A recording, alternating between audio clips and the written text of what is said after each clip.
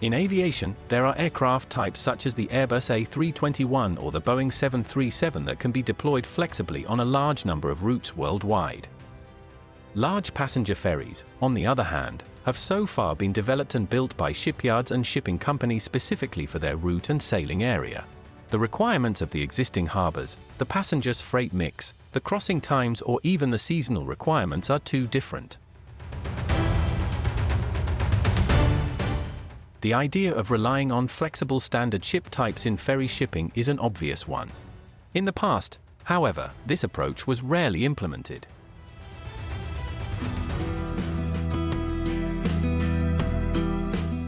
In the early 2000s, the Greek Attica Group built a large number of remarkable ferries for its superfast routes at German shipyards.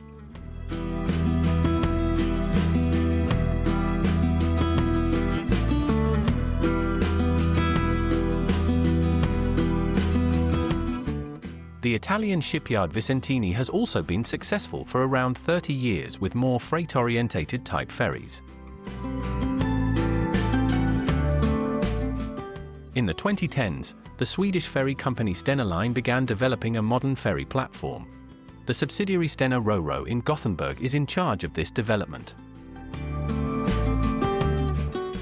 The series of RoPax ferries known today as the Stena E-Flexer is currently the most successful ferry platform in the world, with 12 units delivered and 3 ships still on order as of summer 2025. In March 2016, Stena RoRo ordered for RoPax ferries with a size of around 42,000 gross tons and a length of 214 meters from the Chinese AVIC Weihai shipyard, which were initially intended for its own route network.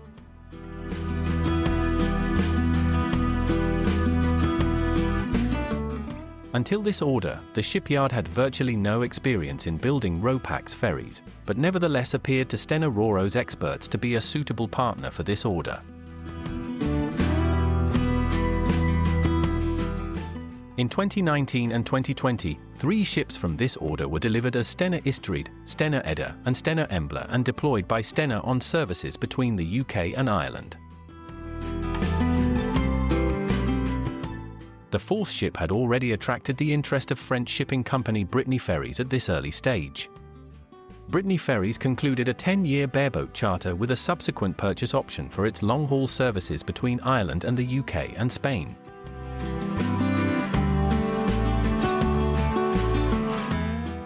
In 2020, the E-Flexer specially modified for Brittany's long-haul routes was delivered to Stena RoRo and the charterer Brittany Ferries as the Golisha.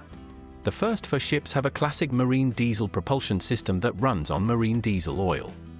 The Golisha differs from the other 3 E-Flexers in particular due to its significantly higher passenger capacity. This is achieved, among other things, by additional cabins on deck 7 aft.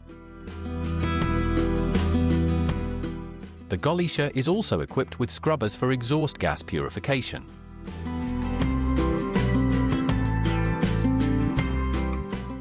In April 2018, Stena RoRo ordered a 5th E-Flexer for long-term charter to DFDS for its shuttle service from Dover to Calais.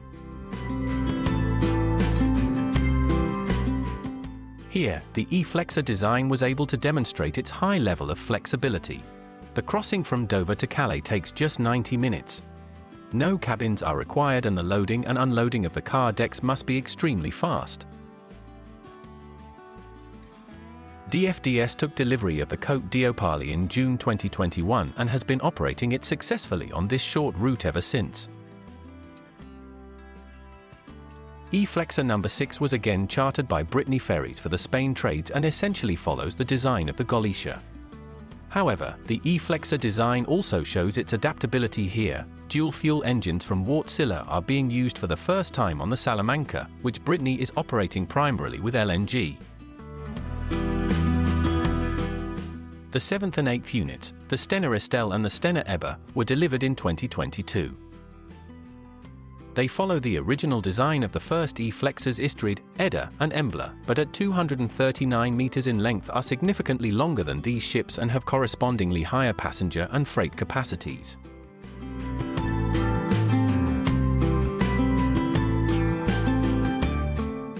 Ship number 9, the Santonja, was delivered again in 2022 for Brittany Ferries Spanish routes and is a direct sister of the Salamanca.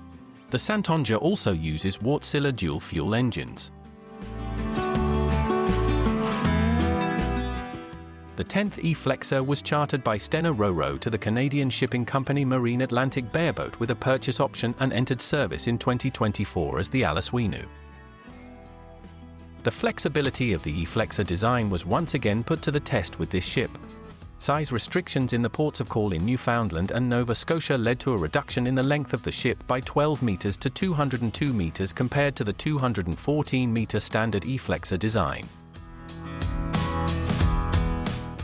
And this 10th E-Flexer also featured radical technical innovations. After all, it is a ship with hybrid propulsion, in which battery propulsion and dual-fueled LNG combustion engines complement each other in operation. The last new buildings delivered to date, the St. Malo and the Guillaume de Normandie, numbers 11 and 12, are presented in special videos on this channel.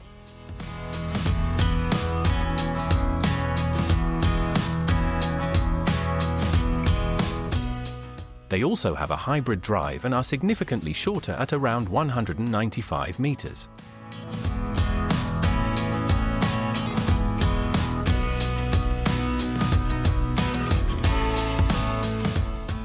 The St. Malo is a special E-Flexer in particular, as it fully utilizes the E-Flexer design in the passenger area as a cruise ferry.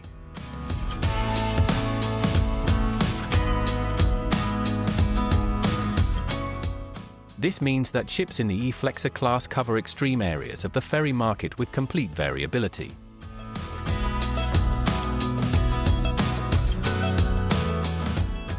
From the DFDS Côte d'Opale as a short-haul ferry for large numbers of passengers and vehicles to the long-haul passenger ferries Galicia, Salamanca, and Santonja and the luxury cruise ferry St. Malo.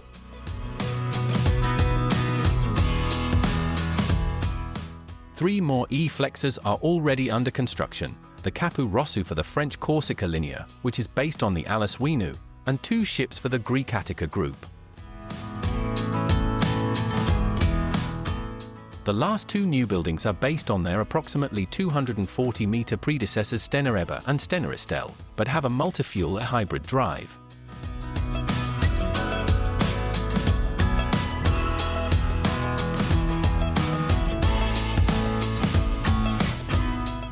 All E-Flexers were designed, modified, and built in close collaboration between Stena RoRo, the maritime design office Delta Marin, and the shipyard, which now operates as China Merchants Jinling Shipyard, Weihai.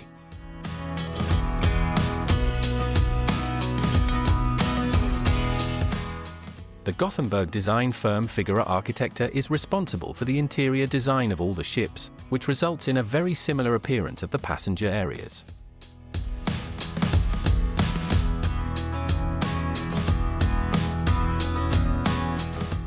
Some fixed parameters are also the same on all E-Flexers in the passenger area, for example the location of the galleys or the basic layout of passenger deck 7 and 8. Public areas are located at the front, the information center and atrium are located amidships and the cabins are located aft. However, at the request of the charterers, the design was adapted to the route, the area of operation or, for example, the public of the line. There are also differences between the E-Flexers in terms of the vehicle decks. On the 5 Stena ships, decks 3 and 5 as well as the aft section of deck 7 are available for rolling cargo. There is also the lower hold on deck 1. On the Brittany ships with LNG or dual-fuel propulsion, however, the lower hold on deck 1 is not available, as this is where the large gas tanks are located. In addition, all Brittany ships use deck 7 aft for cabins and not for vehicles. On the cruise ferry St. Malo, deck 6 was even used for passenger facilities, which significantly reduced the track meters available for trucks on the deck below. DFDS's Côte d'Opale, which operates ultra-short-haul services between Dover and Calais, generally only uses decks 3 and 5 for vehicle transport, as these can be loaded and unloaded extremely quickly via double-level link spans.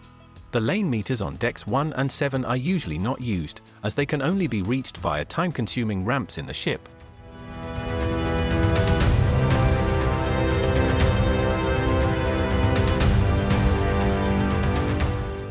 This was the first part of the Liner 21 feature on the Stena E-Flexer series, which comprises a total of 6 parts.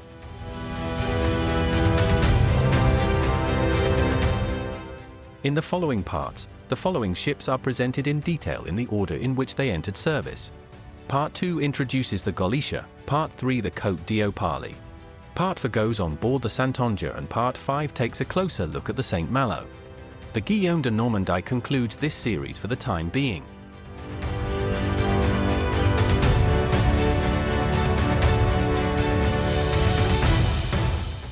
A video about the Stena Ebba was produced before this series and can be found on this channel.